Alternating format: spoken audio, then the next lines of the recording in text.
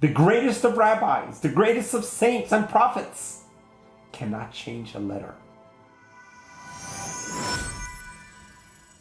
What do we believe? Especially during times like this, when we realize that the world has once again turned against us as Jewish people. Anti-Semitism has shown its ugly head yet once again. And it reminds us to realize, yes, the Jewish people are different.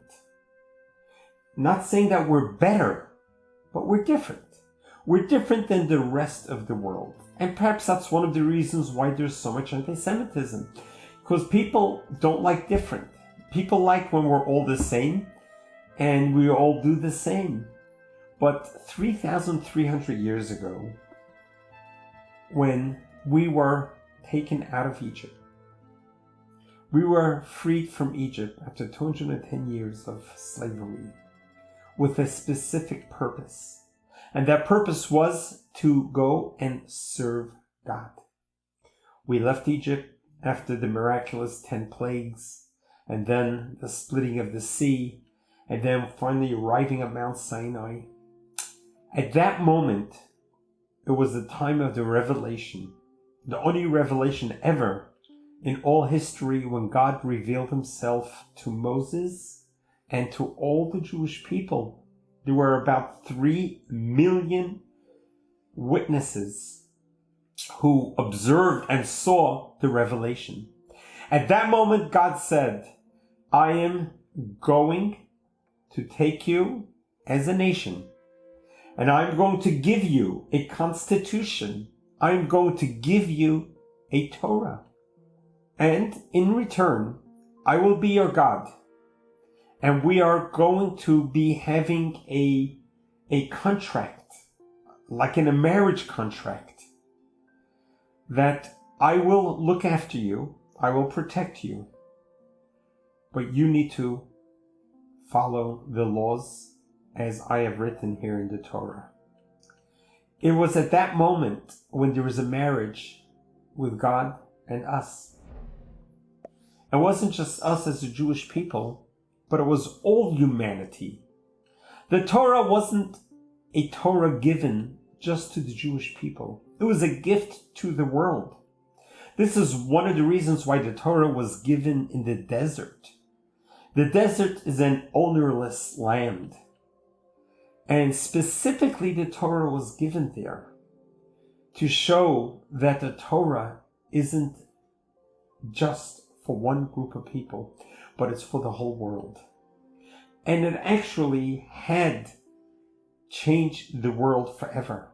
Once the Torah was given, the 10 Commandments plus the 5 books of Moses, the world has never been the same.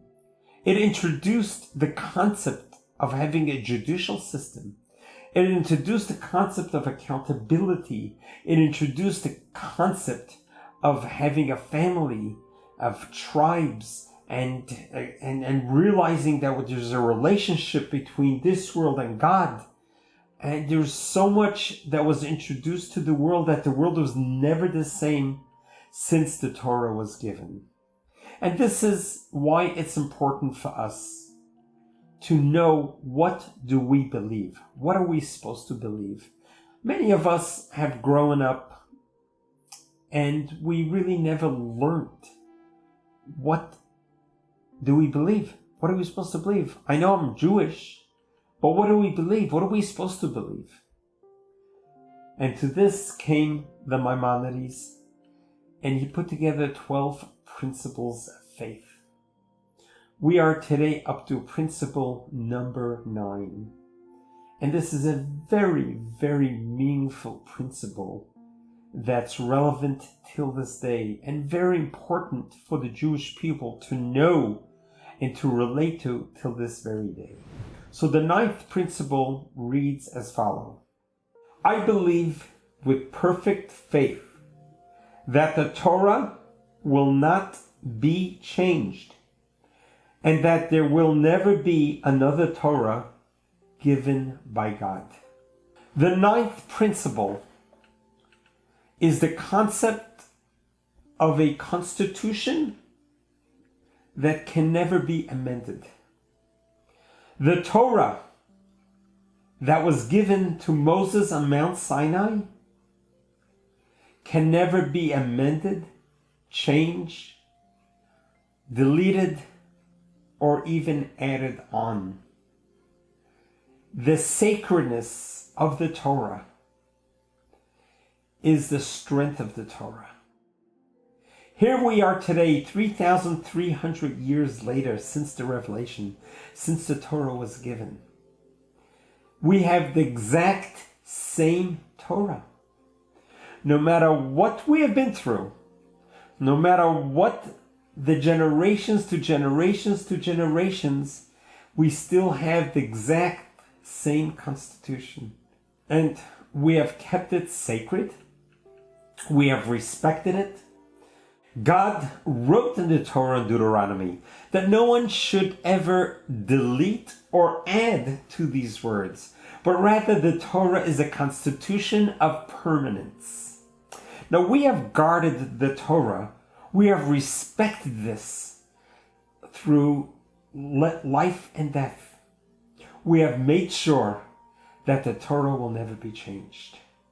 The reason why Judaism exists today is because nothing was ever amended.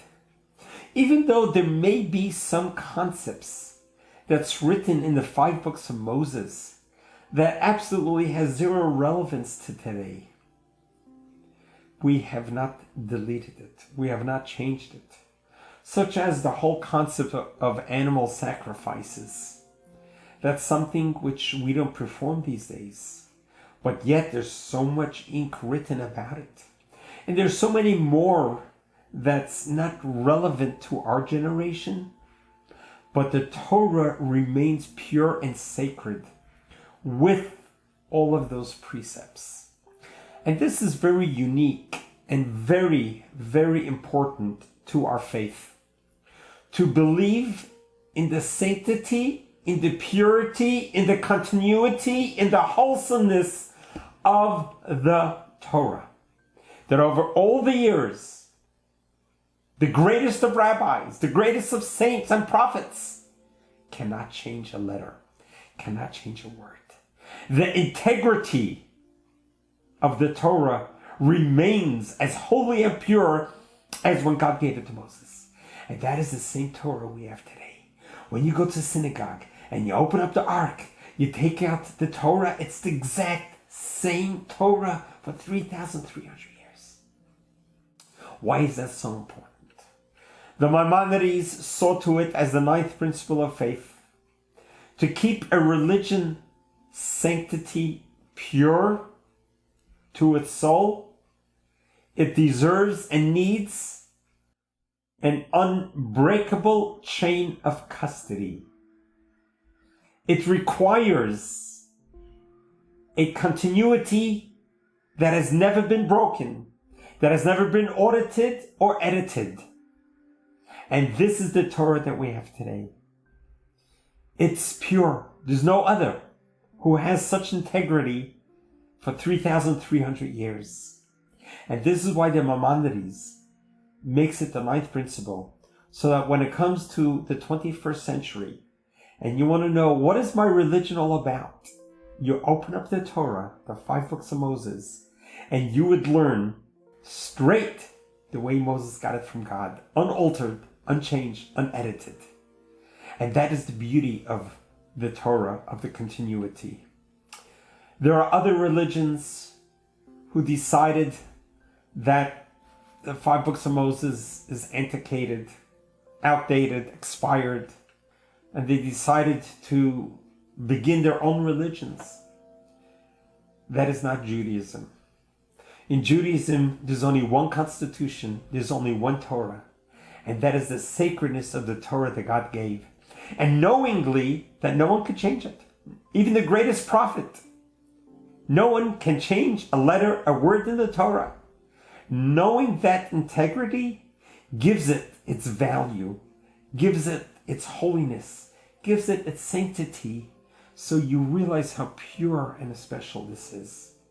In the recent years, when they uncovered the Dead Sea Scrolls and they were able to compare the lettering word for word, they have recently found a Torah scroll which is about 2,000 years old. Its integrity is still intact. The chain of custody of this Torah has never been broken. And that is the beauty of it. And that is why the Maimonides chose the 9th principle of faith, for us to know that this Torah will never be edited, will never be changed, and there's no other Torah will ever be. This is it. This is the Torah. The Torah that we have today is the exact same Torah, and we are happy with it. We are so thrilled to have an ancient 3,300-year-old document that's integrity has never been changed or challenged, that we have it till today. And that is so inspiring, and that is so invigorating, and that's such a spiritual uplift. When every time I hold the Torah, I feel as I am holding on to the essence of God. Over 40 years that I have officiated at our congregation, and I have done a bar mitzvah and a bat mitzvah, I would take the Torah, I would hand it over from one generation to the next generation. And I would tell the bar mitzvah celebrant that this is as pure as it was when God gave it to Moses, and now it's being given to you. Think about that.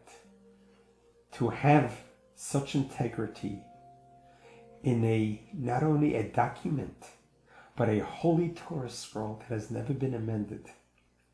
If one letter is missing, the whole scroll is invalid. If a word is missing, it's invalid. That's the integrity of the Torah. So now that you could appreciate the value of what we believe in as a Jew, to be a Jew, you need to believe in the Torah. To be a Jew, you need to have unequivocal faith that every letter, every word in the Torah has sanctity and is pure as it came from Moses. When you have that faith, now you have a roadmap how to live for life. That is what Torah is all about. Torah is a roadmap in life. Torah is an inspiration, is a guidance of light to teach us how to maneuver our life. How do we go through our journey in life from birth to death? And this is the 9th principle of faith. Believe in the Torah. Hold the Torah near to you. Guard the Torah will guard you. When you study the Torah, God is studying the Torah with you. What a great study partner. Just open up the Bible, the 5 books of Moses, and begin studying. God will be studying with you. The words will enter your soul and your body and will become a protection and inspiration, will become a light to you and marrow to your bones and blood to your sinews. This is our life. This is who we are. We are the Torah. The Torah is us. Now you know the 9th principle of faith. God bless you. God love you.